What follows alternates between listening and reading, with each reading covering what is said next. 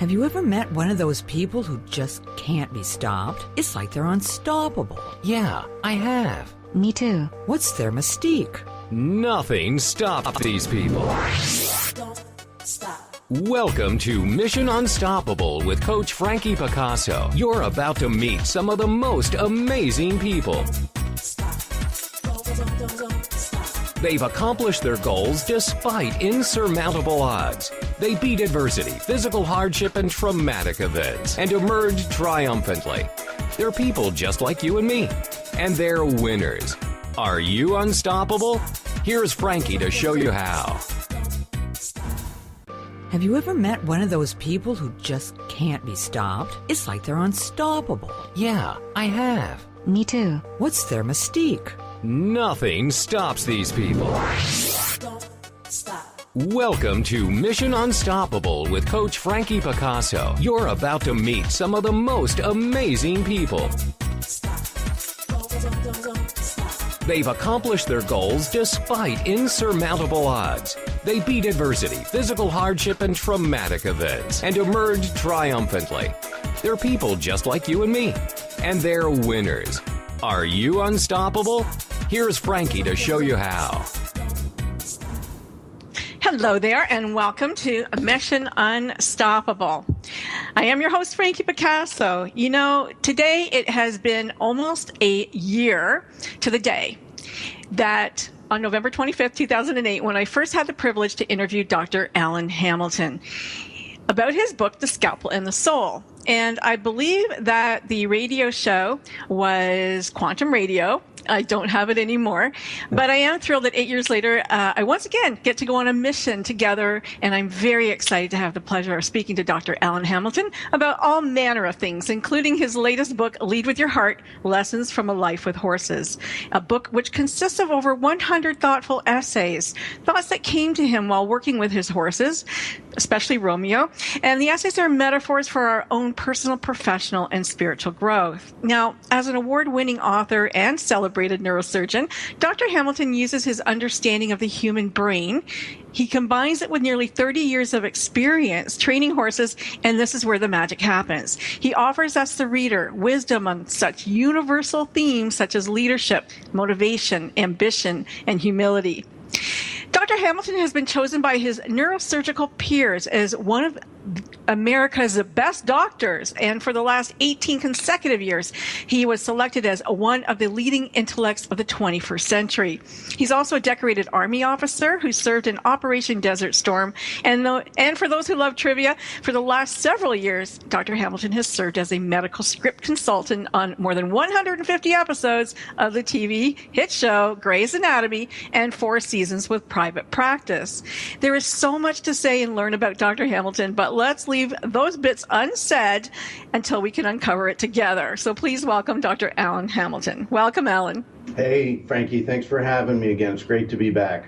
You know, I have thought about you so often through the years. Your book, The Scalpel and the Soul, made such an impact on me. I can't even tell you. Oh, well, thank you. Thank you. Yeah. As a Harvard-trained brain surgeon, you have been called one of the greatest intellects of the 21st century. I mean, what does that feel like? Is there pressure for you? I always think it's such baloney. I really don't know what that means. I just think it's probably an indication of that I'm a kind of a weird thinker. That's all. I think maybe because I try and fuse so many things together, and I have to say, to me at least, so many of these things interrelate. On the surface, they may not look like they do, but my interest in neurosurgery and in integrative healthcare and making healthcare safer for people, making neurosurgery safer for people, and then training horses. It all seems not to fit together, but it all makes sense to me. They all are a piece of trying to figure out what we're supposed to do in life's journey. I love it. And, I have been a horse lover my entire life. From the moment I could see a horse and it was daddy, please get me a horse. Yeah. And he was true to himself, and we looked for farms, and he did buy me a horse, and I had some really beautiful, wonderful horses over the years. Lots of great experiences, and I'm very jealous that you get to play with them still. But, you work hard. You work hard at it, and that's a great thing. But this book is delightful, and it's magical and spiritual, and it has a lot of lessons to offer. And for those people who think this is a book about horses, let's tell them it's not. Tell us more. Why we should reread your book. It's really about 112 lessons, and yes, I learned them from horses, so I describe how they apply from horses, but they really are lessons that I've tried to apply to my life, and I think of them really more as things that horses have taught me that have helped me change a little bit the way I see life and the way I interact. I'm still learning, and there are plenty of times I wish I had learned the lessons a little bit earlier, but these horses are sort of like, Zen masters. They're sort of like sensei. So they're sitting out there in those pastures waiting and going, so you think you're ready, grasshopper? We shall see. Come. Well, speaking of Zen mind, Zen horse, which was your second book, The Science and Spirituality of Training Horses, for which you won a Nautilus Gold Award. I have to throw this in because previous Nautilus Gold Award winners include Deepak Chopra, Eckhart Tolle, and His Holiness the Dalai Lama. So you certainly sit in the threshold of greatness. Congratulations. I don't deserve to be ranked with those kinds of people, but I do appreciate it. Well, I'm pretty sure you probably do. You mentioned in the book that no one in your family became horsey except for you, and I thought, okay, you're like, we're like the same age probably, but could you adopt me anyway? Well, I have this theory, and it's called the Dead Comedians Club, the Cosmic Comedians Club. Yeah. And what they do is they get all of these dead comedians together, and they sort of say, what would be really hysterical? And they go, wait, I got an idea. We'll have this guy, and we'll make him just totally crazy about horses. But here's the twist.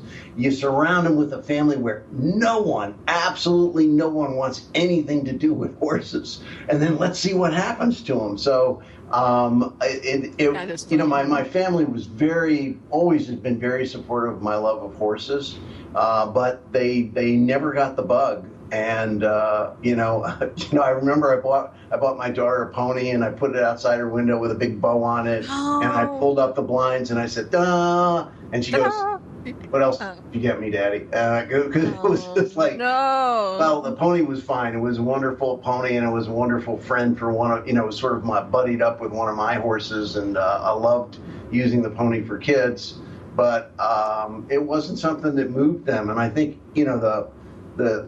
this book, Lessons from a Life with Horses, is really, people say, oh, does it have to be horses? And I go, it can be whatever you want. We all find spirituality with different mechanisms. For me, horses are what really helped me find my way in a spiritual way, for connect to, spiritual and philosophical lessons. So that's why it was horses for me. Speaking about comedians, I think a lot of people don't know that horses are pretty funny. They're pranksters. They like a good joke. Yeah. I mean, horses are always kind of like sitting off at the side going, watch this, watch this may happen. But they do have a great sense of humor, and the really great horses come with it with a funny attitude and a playful attitude, but certainly, as you say, also a mischievous attitude of let's see how good you are, or let's see how well you can concentrate, or let me see what you do when I throw you a curve like this. So they are very they're very much jokesters, the good ones, the intelligent ones. You write in the book about how people who are into horses often are looking for too much horse, that they're never going to get out of their the regular kind of horse what they need, let alone getting a Lipizan, let's say. Right. The elite of the elite. Right. Why do you say that? Well, I think by and large, most of us look, this is like one of the first lessons that I really discovered over 30 years of training horses, and that is when you're working with a horse and you come upon obstacles, they're always you. They're not the horse. And so a lot of times people will go out and they'll buy just these really well-bred horses, that are really top-of-the-line bloodlines, and they're hot horses, and they just got way too much horse. And you go, what were you after? And it's sort of telling you you were looking for something that you've sort of almost sabotaged yourself. You've ended up with a hot thoroughbred or a hot Arab, and I love thoroughbreds and I love Arabs, and that's to say you shouldn't get them. It's just that you sort of say to yourself, well, is this an easy horse for me at the stage in which I want to engage? Because it's not the hotness and it's not the bloodlines of the horse that really are going to bring out the best in that horse. It's you. It's how much time you're going to devote to that partnership that's really going to make that horse flourish. And if you think about what you're going to make a horse accomplish, what a $1,000 quarter horse is going to accomplish. It's just going to accomplish 95% of what a top of the line quarter horse is going to accomplish, because most of us can't get the very last couple of percentage points that bloodline gives you, unless you're at the top of national competition or what have you. Have to agree with that. And there is a good lesson in there, because I think time spent with anybody brings out the best in them. Yeah, and I sort of feel like people put all these conditions. Well, I want a really good horse. It's got to be perfectly sound, and I want it young enough, and they do all these things, and I go, holy smokes! If you got a lot of rules before we get to find a horse, and I always go, why don't just find any horse and start? Because once you really get into it, every horse has something to teach us. I've never met a horse, period, that didn't teach me something if I was with that horse for 10 minutes. We are going to a commercial break. I'm sorry to cut you off, but we are going to commercial break, and when we come back, we have lots more to speak about with Dr. Alan Hamilton and about his book, Lead with Your Heart. Lots of life lessons coming at you. Stay tuned. Stop. That's right. Don't stop listening. Mission Unstoppable with Coach Frankie Picasso will continue right after these messages. Stop. It's words you never heard. In celebration of what would have been author of Charlie and the Chocolate Factory, Roald Dahl's 100th birthday, Oxford University Press has published the Oxford Roald Dahl Dictionary. The dictionary is both authoritative and a little bit mischievous, and includes everyday words plus those invented by Dahl for his books. One of my favorite words from the dictionary is Zosimus. That is what the big friendly giant calls the stuff that dreams are made of, which he whisks with his magical egg beater. Roald Dahl loves the letter Z, which he uses in his mystical words, like fizz-whizzing, zip-fizzing, and zunk.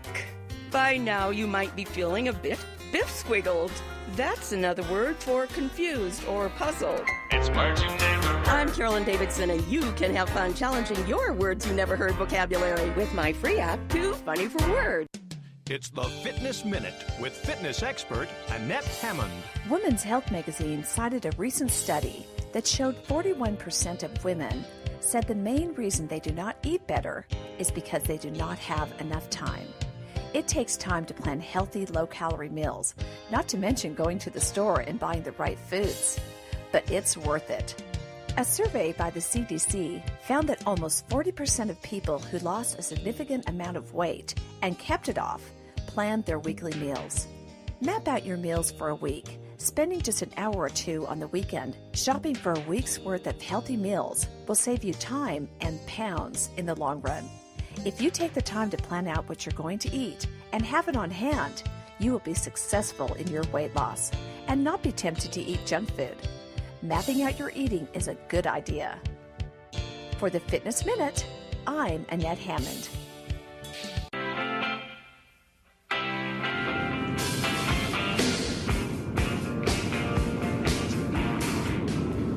And we're back. I am your host, Frankie Picasso. You are listening to Mission Unstoppable Radio. My guest today is Dr. Alan J. Hamilton, neurosurgeon and author of Lead with Your Heart, Lessons from a Life with Horses. Just before we went to break, we were talking about the attention, giving and getting attention. And it's so important in life to be able to give those that you love the attention that they need. And certainly with our children, it helps with their growth. And with our horses, you talk about consistency being the key. To work with a horse, you can't do it once a week. You have to do it daily, at least 5 days a week. Well, I think that's part of the commitment. I think that's the way horses learn best. I think that's the way we learn best. But the real lesson from the horse is you have to have integrity to have partnership. Mm-hmm. And that's true with your kids, it's true with your spouse, it's true with your coworkers, any team that you're working with. The horse is very sensitive. Even if you go in the round pen and you start working with the horse, but you're looking at your watch going, oh, I got about 15 minutes to get this done. The horse immediately senses that you have an agenda. Mm-hmm. And the horse will change because the horse starts to say there's something predatory. You're trying to get something out of me, as opposed to you're in this relationship just for the partnership, and whether we get it today or we get it tomorrow or we get it for a month from now doesn't matter. And so that little change is enough to cue the horse in that you're not really present for the horse. I want to talk about the relationship between predator and prey, but because we're talking about energy at the moment, let's talk about that for a moment, because I'm sure that there's a lot of people that you meet, horse people and other people that you speak to, who let's say maybe aren't as into the woo-woo, and if we want to call it that, or energy lessons on energy and transmitting energy and thought with animals and with other people. I think everybody kind of understands you can walk into a room and feel something's not right. But like you said, this agenda with the horse is feeling your energy, knowing you're not present. Right. Horses are about 1,000 times more sensitive to energy than we are, and they have to be because they're predators. Mm-hmm. So, for example, if I have 5 horses out in a pasture that's 4 acres wide, and I pick up a halter and I say, I want that paint horse over there or that sorrel horse over there. As soon as I pick that horse out, that horse will pick up his head. The other horses will keep grazing because that horse has felt that I'm now staring at him and I picked him out for something. So people say, oh, it's really woo-woo. I'll tell you, once I've worked with somebody with a horse, they don't think it's woo-woo anymore. Right. Because, I'll show them that you can make that horse move just by looking at him. Okay? You can make him step aside by staring at his hips. You can change a horse's gait from 40 feet away just by changing the way you breathe. So I say, here's the horse's take-home message. You are more connected to the energy around you and the life forms around you than you ever thought. Because 100,000 years ago, we had that sense of being embedded in nature. And it hasn't left us, it's just atrophied. And the horse comes back and says, let me show you what it means to be aware and to be mindful and to feel connected to the energy around you. Because we do put out energy. I always say to somebody, so you don't believe in energy? They go, no. I go, do you ever turn around at a cocktail party and because you felt like somebody was staring at you? They go, oh, yeah, sure. I said, why'd you turn around? They go, well, I felt like somebody was staring at me. I said, what did you feel? I said, what you felt was the predatory energy in their eyes because they were fixed on you. And that's something you had 100,000 years ago to warn you that somebody is looking at you and might be hunting you down. So I said, so this is all still inside of us, and the horse just makes it come to life. You talked about goal seeking, about, being clear about not having an agenda, but being clear about having a goal. Yep. And focusing on the goal with your horse. So it allows him to know that there is a goal. It's not just, let's do this and let's do that. And in the human brain, and nobody knows this more than you, we are goal seekers. I think that we, as human beings, we try to, we have that, servo meter or whatever you call it in your head, and we're gonna fixate on a goal and we're gonna get there if we have it clear. When you ride a horse or you ride a motorcycle, if you look in the direction you want to go, you're going to go there. So what is it then with a horse that picks up on the goal? Is it the intuition? Is it the thought, the energy of that thought? Well, first off, you're absolutely right to focus on. There's a difference between having a goal and having an agenda. Okay, having a goal means that you know what you want to see happen. You can picture it in your mind. And the example that you used of, like riding a motorcycle. When I on Grey's Anatomy, I taught Patrick Dempsey all the neurosurgery he knew, and he taught me the little bit of race car driving that I know. And one of the things when you're racing cars is if you look at the guardrail that you're afraid of hitting, you dive into it. When you skid, you look for the open space, because by looking where you want to go, by shaping that in front of you, that car will go where you're looking. So it's the same thing with the goal for the horses. You want to have your intention out there.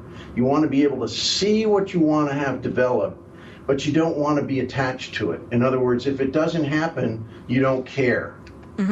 Okay, so that's important, because if you're attached to it, then it's not going to happen because you care too much about it. But if you can let it go and say, well, I don't care if it happens, then it will tumble very easily.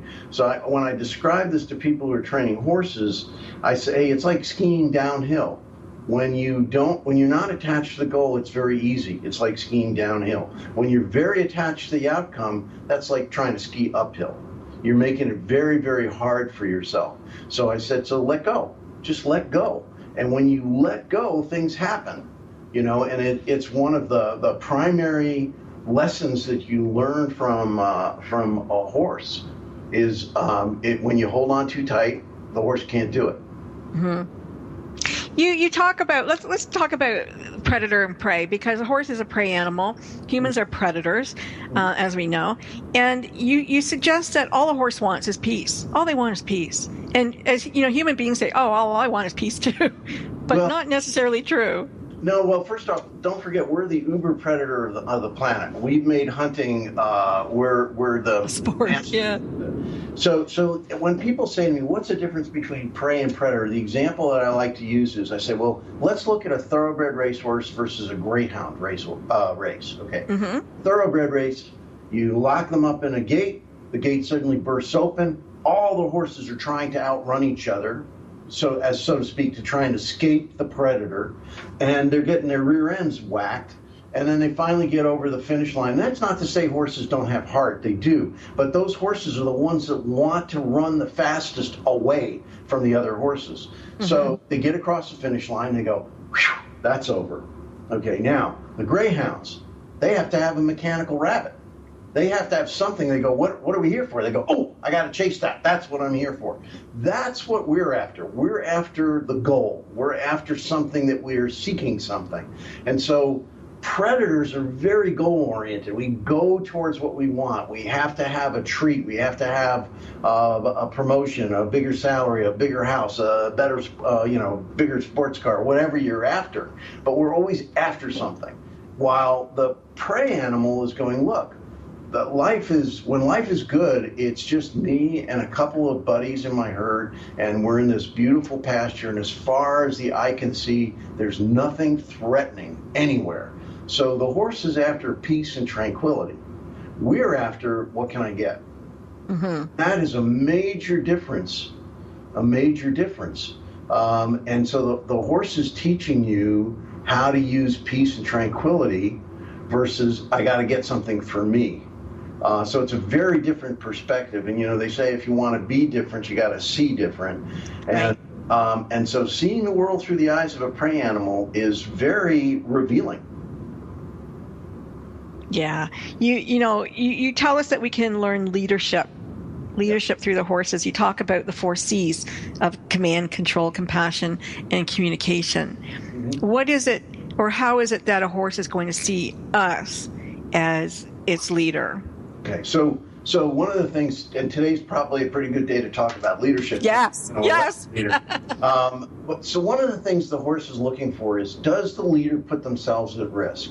In other words, when the herd's moving around and there's something that's threatening, The horse is saying, the leader says, whoa, you guys stay behind. Let me check this out before you come forward.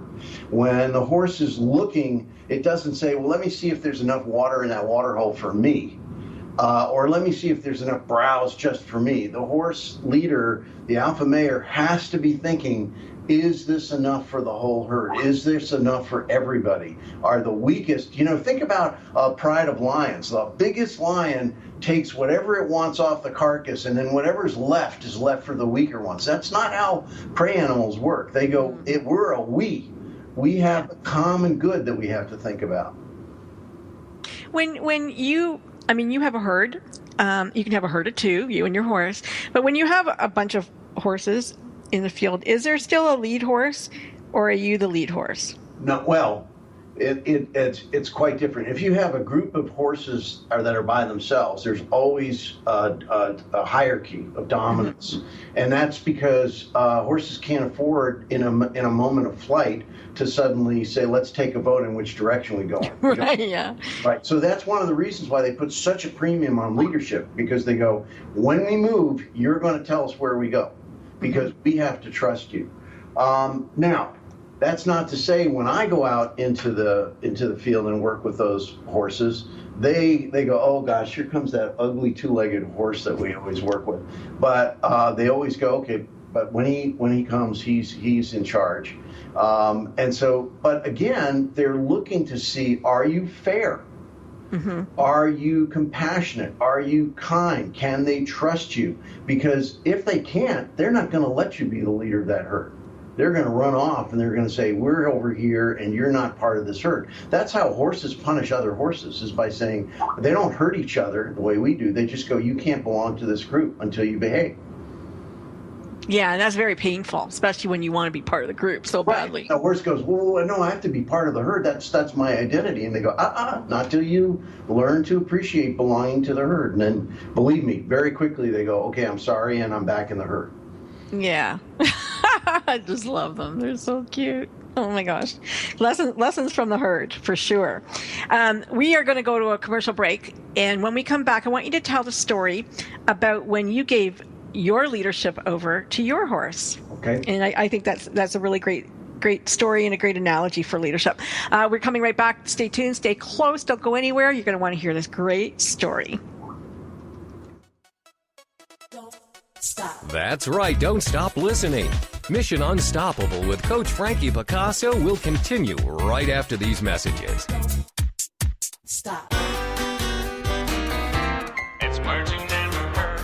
It's well known in medical practices that patients tend to lie about their health habits. They lie about how much they smoke, understate how much they drink or eat, and overstate how much they exercise. What's another word for those little white lies we like to tell in the examination room? Taradiddles. Doctors have a rule of thumb. Whatever the patient says they're drinking, smoking, or eating, multiply it by 2. But it's hard to come clean about your habits when you know you're in for some jobation from the doctor. That's criticism we don't want to hear. If physicians want us to be honest with them, I suggest they try being a little less judgmental and use a little suaviloquence. That's soothing, encouraging talk. It's words you never heard. I'm Carolyn Davidson, and you can have fun challenging your words you never heard vocabulary with my free app, Too Funny for Words. It's the Fitness Minute with fitness expert Annette Hammond. Exercising every day is your goal and the lifestyle that you aspire to. But that does not mean that you have to work out in full force every single day. It's important that you enjoy your activity and look forward to it. If you push yourself too hard, too often, you will deplete your energy reserves and will likely not keep up with your daily exercise.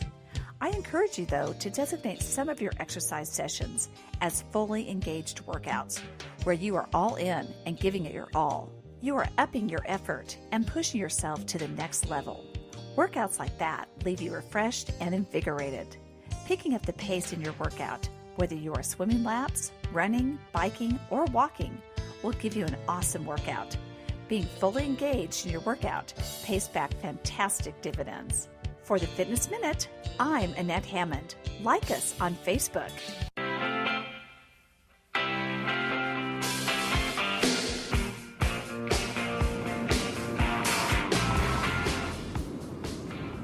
Well, thanks for staying tuned. You are listening to Mission Unstoppable Radio. My guest today is Dr. Alan J. Hamilton. And we were talking just before we went to break that, about leadership and how horses respect people. If you're kind and compassionate and considerate of them. But there was a time when, Dr. Hamilton, Alan, you were up on a mountain. You couldn't see your way to anything. Tell us how scary what that was like.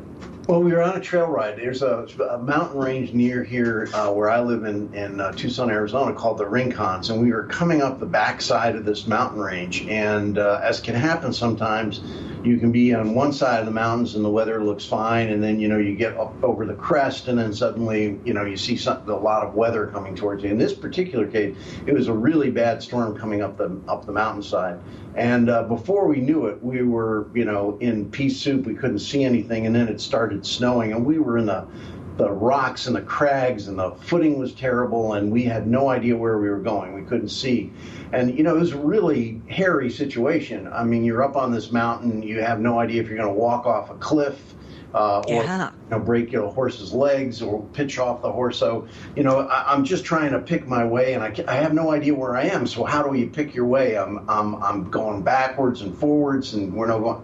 And I just hear this, this message of, just let go.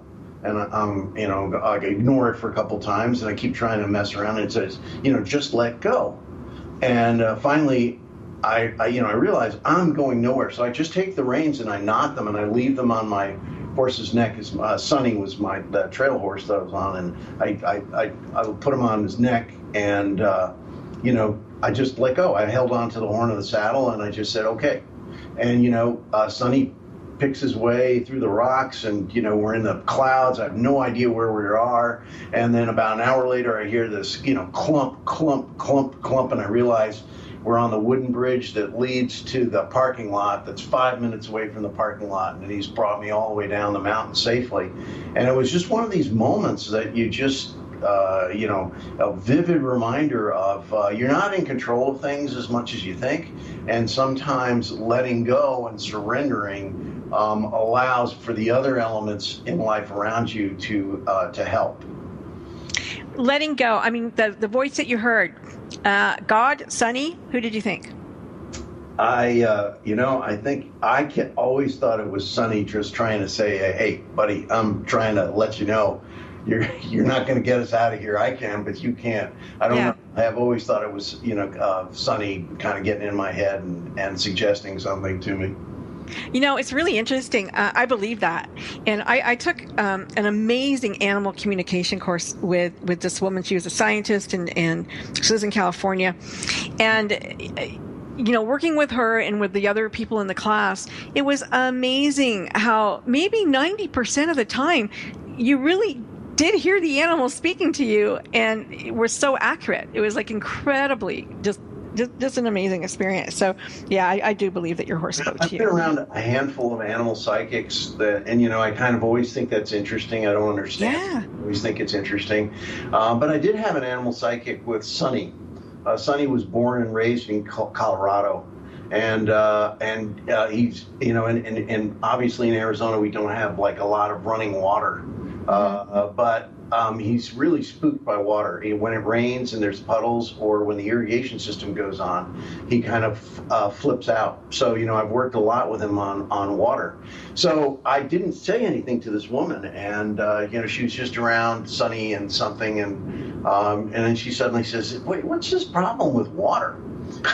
Oh my gosh! Yeah. There you go. I said, "Well, you tell me." And then, she had no way of knowing this, but what had happened to Sonny was he had been on a trail ride in Colorado and had been crossing a very big, rapidly moving stream, and he fell in and struggled to get to his feet and almost drowned. And so for him, water is a very kind of almost like a PTSD kind of experience for him, and so he's extremely leery of it. But she said, I have this picture of him, he's like swimming or something, and she really did pick up on what was on his mind about water. And I thought that, that was pretty impressive, because I just wanted to test her abilities. I think we just lost you there. Oh, no, I'm here. Can you hear me?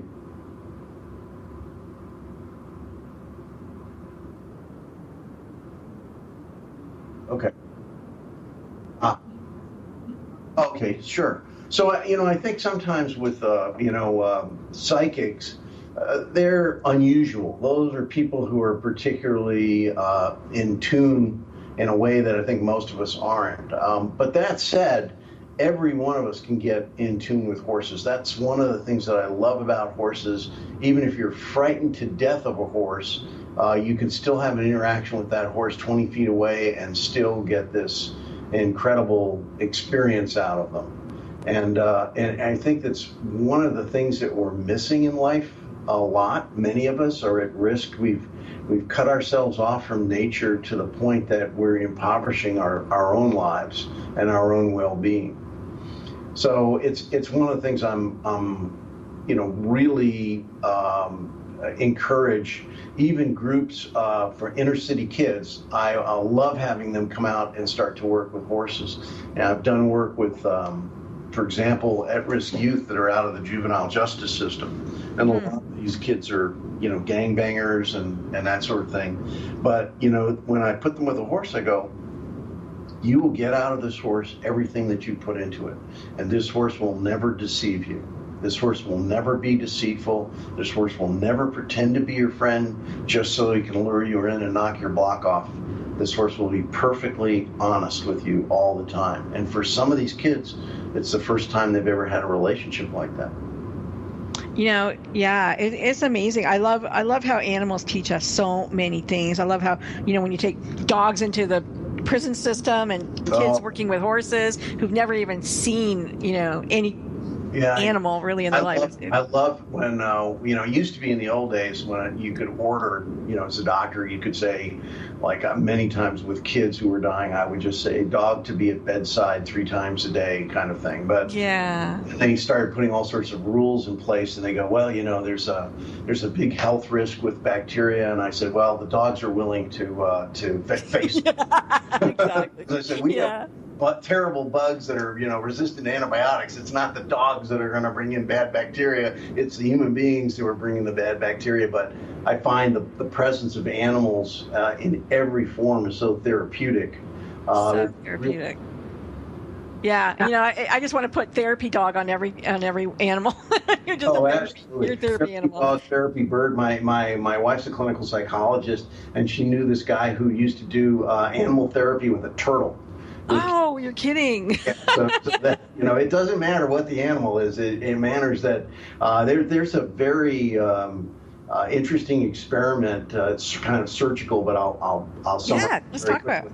Yeah, so it was a group of patients who were undergoing elective cholecystectomy, which is removing the gallbladder. And all the surgeries were done by the same surgical team. They were all elective, no emergencies. And they took one group of patients and they recovered in a hospital room that looked out on a wall. And the other group of patients were in a hospital room, same size, but it just looked out on a single tree.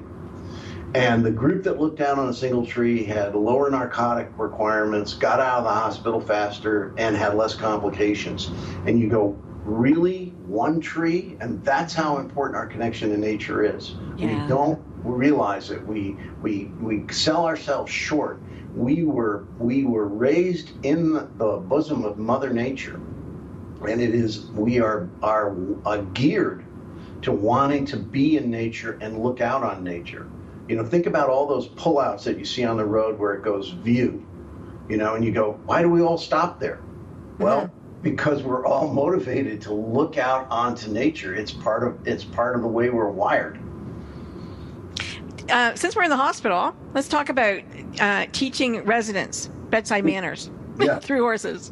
Yeah. I mean, it sounds crazy. The reason I hit on this was one time I was really busy. I was in the emergency department and I was running very late in clinic.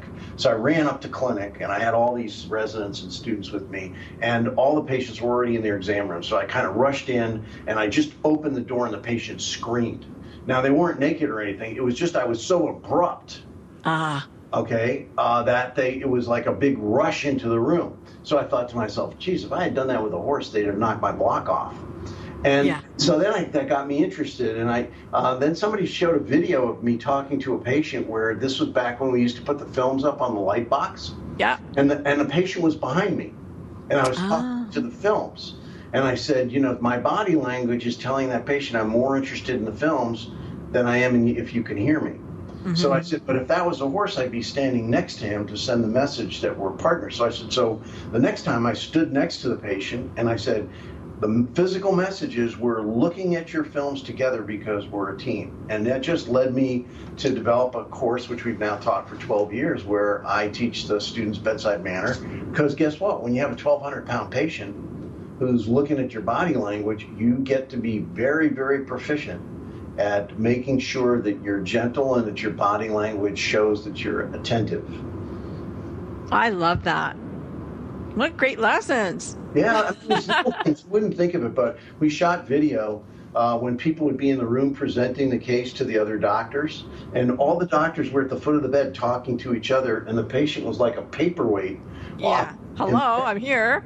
Yeah, so we then said, no, let's have the resident stand next to the patient, take the guardrail, the bed rail down, and the message is, we're presenting my case to the rest of you, not you're talking about my case and I'm not here. Yeah. So it's all those things matter. How you move your hands on a patient to let them know where you are when you're examining them. For example, listening to their back with a stethoscope. Rather than just put the stethoscope on them and surprise them, you let them feel your hand moving from one part of the chest to the other. And it's the same thing with a horse. You don't make those unexpected moves because it's a 1,200-pound animal. You know, do they actually come to the farm? Or those lessons? Yeah, they do. Okay. Well, they work. There's 6 horses that they work with, and they learn to give them shots. That's another. Learn to give shots to a 1,200-pound animal that can knock your block off. Yeah. You learn to give shots very gently and expertly.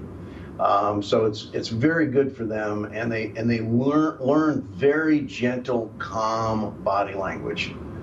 We are going to go to one more break. This is our last break, and when we come back, Dr. Hamilton, I want you to tell me your story of how your whole family owes its life to a horse. Can't wait to hear that story. I love it. I love it. And I want to talk about the Lipizans. You know, I'm from Austria, so I just have this absolute adoration for them, and I think they're amazing. So let's talk about Romeo too. Okay. We got some time. Let's do it. Stay tuned, stay close. We're coming right back. Find out how the horse saved his family. That's right. Don't stop listening. Mission Unstoppable with Coach Frankie Picasso will continue right after these messages. Stop. Close your eyes and imagine living your life without limits. Where would you go? Who would you meet? What would you do? During an Uncover Your Hidden Genius session, you will discover what's keeping you from living your life with purpose, passion, and fulfillment of your potential. You'll get a clear vision of the steps you need to take to uncover your hidden genius so that you can live a life without limits. Sessions can be done over the phone, Skype, or in person. Find out more at www.joycebufordempowers.com or by calling 903-287-0747.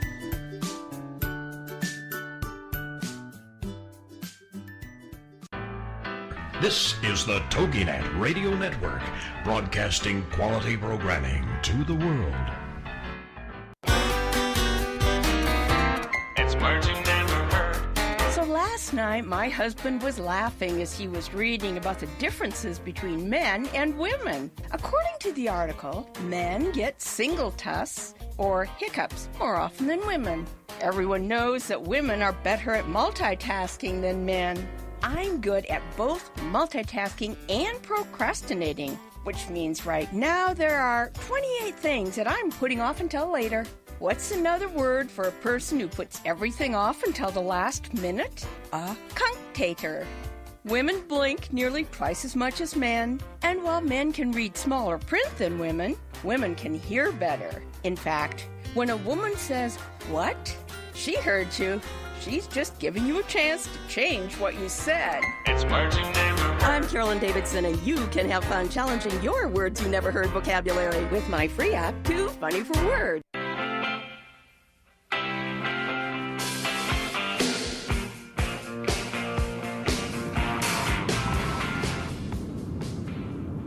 And you're back. It's Mission Unstoppable, and I am your host, Frankie Picasso. My guest today is Dr. Alan J. Hamilton, and he is going to tell us a story about how a horse saved his life, or his family's life, really, or how they came to be. Let's hear it.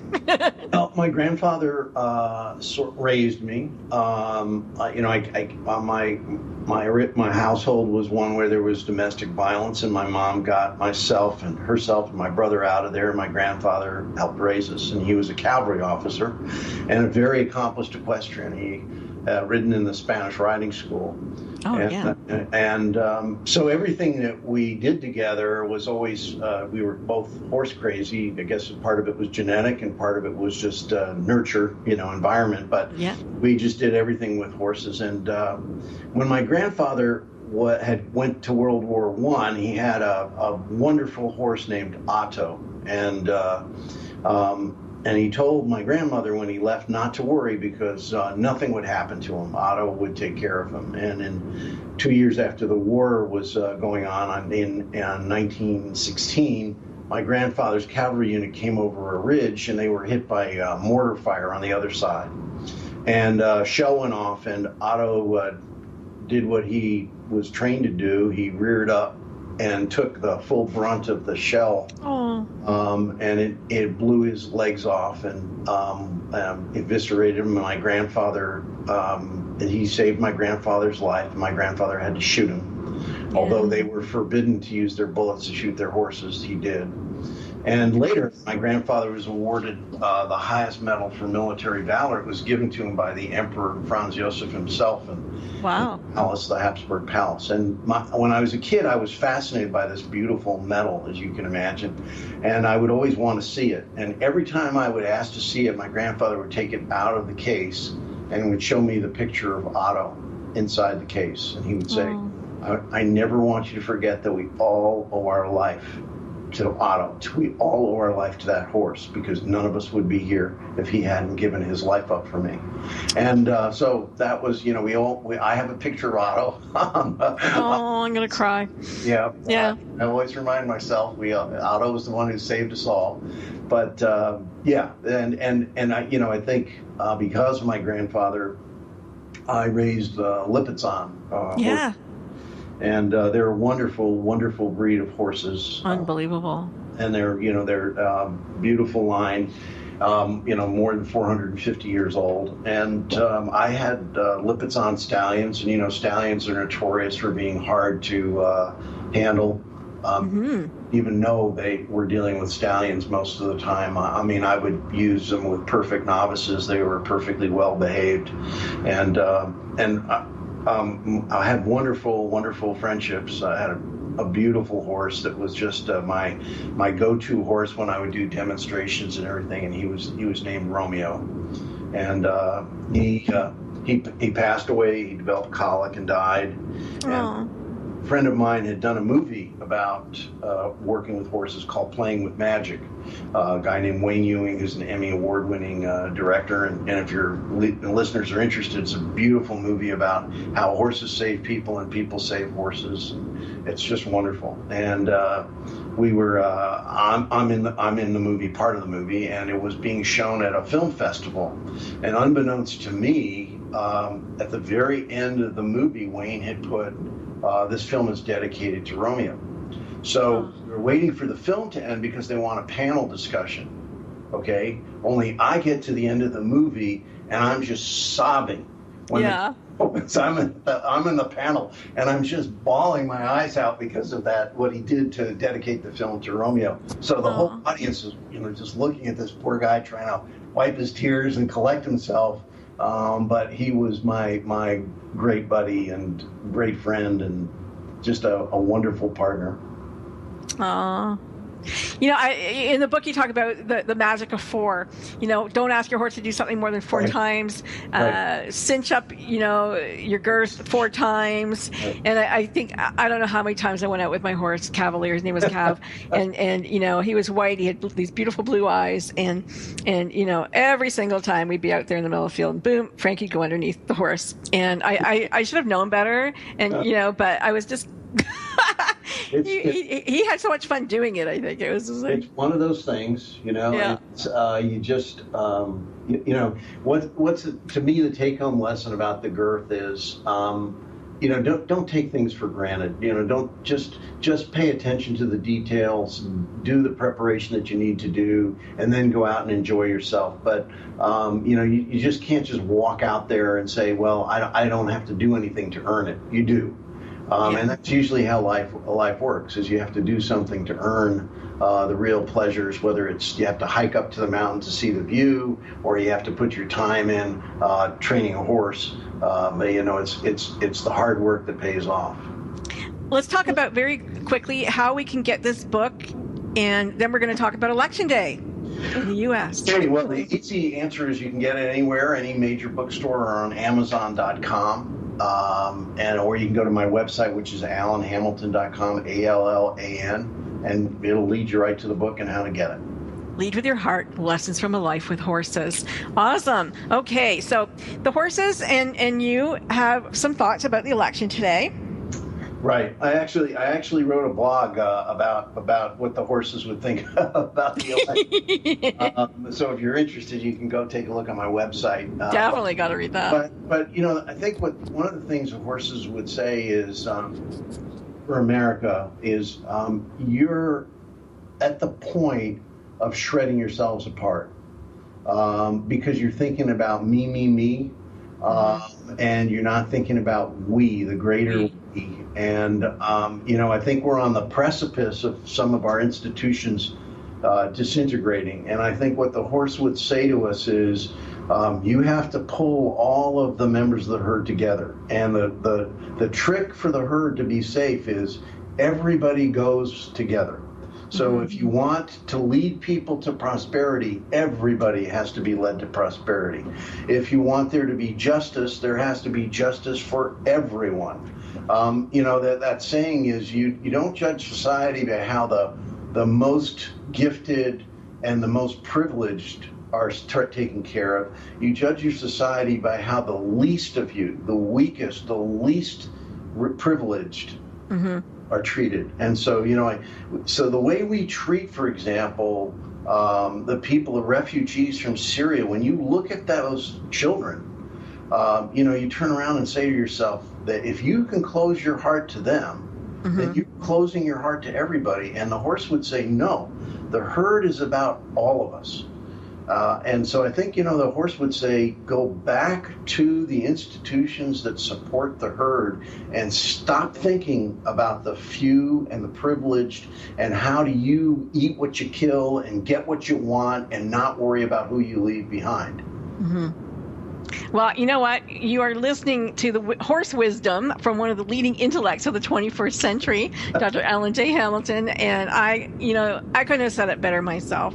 So thank you, and thank the horses, because I think you're right on, and I think that's what Bernie was saying, Bernie Sanders, which, I so hoped Bernie would have been our leader, because even though, with age comes wisdom, but with him just comes so much compassion that it just. I was so sorry. My husband and I were so sorry that America didn't have a chance to be led to greatness by somebody who was thinking about the herd rather than themselves. I agree. That's where the passion really came from, is you knew he was thinking about the herd. Yeah. And, Karina's our engineer today, and Karina, you're young. I mean, you're a young person in America. Tell us your thoughts. My thoughts? Yeah. There's a lot going on. Well, I will say that I just think everyone should vote. Because I'm actually a part of League of Women Voters here in Tyler, Texas, our branch, and we definitely need people to go out and vote. And even though this election, some people are kind of in between, which I don't really see how, but anyways, that there is more than just, the two parties, but because it's really crucial to get out there and vote for regardless. Just go Thank vote. You for saying that. It is true. Thank you for what you do, trying to get people out to vote. Voter suppression and making it hard for people to have their voice is one of the terrible, terrible things that's happening now in America. And talk about cutting the herd off. People have their voice. That is the most undemocratic thing I can think of. And some people think, well, I'm not going to vote because I don't like the candidates, but not voting is casting a vote. Exactly. And you're not able to, your vote's going to go, it could have gone to help. So please go out and vote. I always remind people as a former Army officer, I always think about all the thousands and thousands of people who died to protect our right to democracy. And not voting is not recognizing the sacrifice they made for you to have that right. Good point. Keep America free. At least you have the vote. At least you're able to do that, which is really important. And I worry that with Trump as your president and dictator, that would probably surely go away very quickly. So it's something to hold on to. Dr. Hamilton, wow. Thank you so much for coming back. It's been 8 years. I can't believe it's been so long. And I hope that, I get to speak to you sooner rather than later again. And if you allow me, I'll come visit your ranch. Anytime. You have a VIP pass. Oh, wonderful. Because I love Tucson. It's one of my favorite places. So definitely going to do that. Thank you again. And folks, this book should be on your list for Christmas. It's a great stocking stuffer. Whether you love horses or not, it doesn't matter. It's got beautiful picture, graphics in it. It's got beautiful quotes in it. It's a short little book. It's a tiny book, but it's got a hardcover and it's just absolutely gorgeous. And I think that you should make sure that it goes into your stocking, or at least to your favorite person on the Christmas list. So definitely keep it by their bedside table. As Dr. Hamilton said, it's got 112 essays in it, I think, short essays. It doesn't have to be read. You can just randomly read it and get a lesson for the day.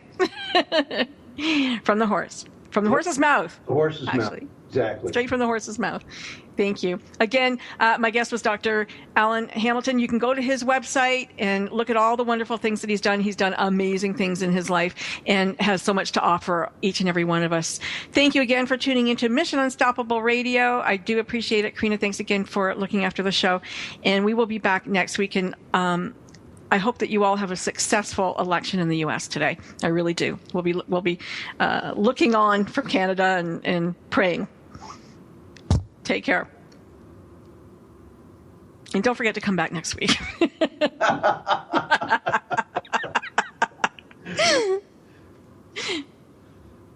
Well, Frankie, thank you. Thank you so much. Anytime. Don't stop. When the chips were down, they didn't stop. Stories of people who, when the odds were against them, turned defeat into victory. You've been listening to Mission Unstoppable with Coach Frankie Picasso. See you next time, and always remember... Don't stop.